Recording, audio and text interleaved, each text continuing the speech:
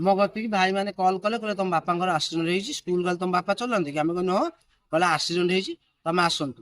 ଆମେ ସେଇଠୁ ଆସିକି ଦେଖିଲା ବେଳକୁ ଭାଇ ମାନେ ବି କିଛି ଜଗ ଫଗ ଲଗେଇ ବାପାକୁ ବି ଉଦ୍ଧାର କରିଥିଲେ। ଆମେ ବି ଆସିଲା ବେଳକୁ ବାପା ଆମେ ଆସି ବାହାର କଲୁ, ଆସିବାକୁ ଦେଖିଲା ବେଳକୁ ଗୋଡଟା ଜଙ୍ଘଟା ଟୋଟାଲ ଖସି ଯାଇଛି, ବିନ୍ଧା ଛିଟିକା ହେଲା।